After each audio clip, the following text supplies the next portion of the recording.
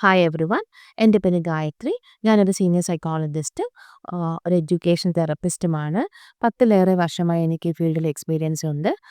കുട്ടിക്കാലം മുതൽക്ക് തന്നെ എനിക്ക് എൻ്റെ ഒരു പാഷനായിരുന്നു മറ്റുള്ളവരെ ഹെൽപ്പ് ചെയ്യുക. മെയിൻലി ഇമോഷണലി അവരെ ഹെൽപ്പ് ചെയ്യുക എന്നുള്ളത്. മേ ബി അതുകൊണ്ടിട്ടായിരിക്കാം ഞാനൊരു ഈ ഫീൽഡിലോട്ട് കടന്നു വന്നതും കുറേ കൂടി ഇഫക്റ്റീവായി, കുറേ കൂടി റിസർച്ച് ബേസ്ഡ് ആയിട്ട്, കുറേ കൂടി ടെക്നിക്സ് യൂസ് ചെയ്ത് എനിക്ക് നല്ല രീതിയിൽ സപ്പോർട്ടും അവർക്കൊരു ഡയറക്ഷനും ഒക്കെ എനിക്ക് കൊടുക്കാനായിട്ട് പറ്റുന്നുണ്ട് എന്നുള്ളതിൽ എനിക്ക് വളരെയേറെ സന്തോഷവും പിന്നെ മോറോവർ ഞാൻ നല്ല കോൺഫിഡൻറ്റുമാണ് എൻ്റെ ഈ ഫീൽഡിൽ. ഇപ്പം നമ്മുടെ മുന്നിൽ വരുന്ന ഓരോ കേസസ് എന്ന് പറഞ്ഞാൽ അവർക്ക് ഓരോ കഥകൾ പോലെയാണ്. ഓരോന്നിനും ഓരോ നീഡ്സാണ്, ഓരോ പ്രത്യേകതകളാണ്.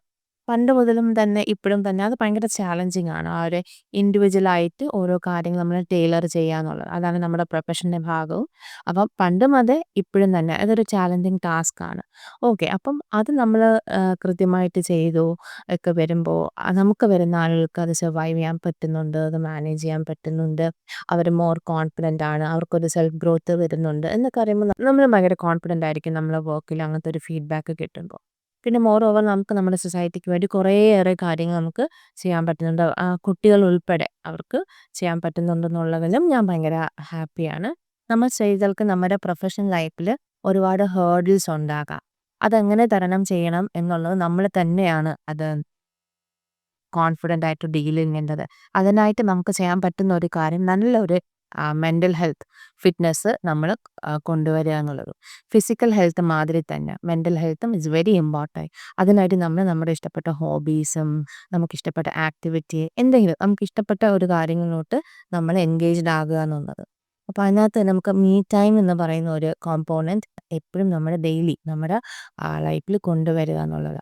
അത് നമ്മൾ തന്നെ സ്വയമേ എക്വിപ്ഡ് ആകുക എന്നുള്ളതാണ് ഇതിനുള്ള ആകെ ഒരു സൊല്യൂഷൻ എന്നുള്ളത്. നമ്മൾ സ്ത്രീകളുടെ റൈറ്റ്, നമുക്കുള്ള സാധ്യതകൾ, അതിനെയൊക്കെ കുറിച്ചിട്ട് ഒരു ആക്ച്വലി നമ്മൾ കൊടുക്കുന്ന ഒരു സെൽഫ് അവെയർനെസ് ആണ്.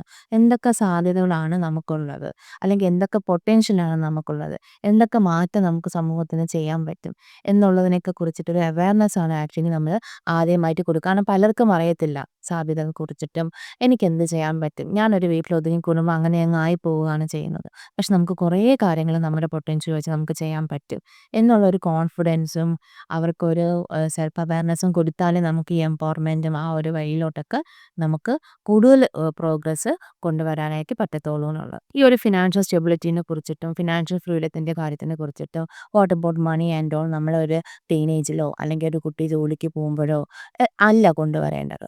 നമ്മളതിനെ യങ്ങർ ഏജിൽ തന്നെ അതിനെക്കുറിച്ചിട്ടുള്ളൊരു അവെയർനെസ് നമ്മുടെ കുഞ്ഞുങ്ങളുടെ മനസ്സിൽ കൊണ്ടുവരണം.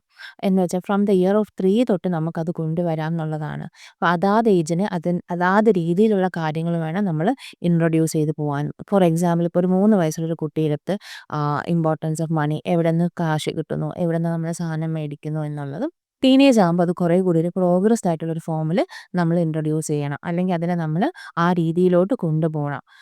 എന്നാലേ നമുക്കൊരു നല്ല ഒരു പുതിയ തലമുറയെ ക്രിയേറ്റ് ചെയ്തെടുക്കാനായിട്ട് പറ്റത്തുള്ളൂ.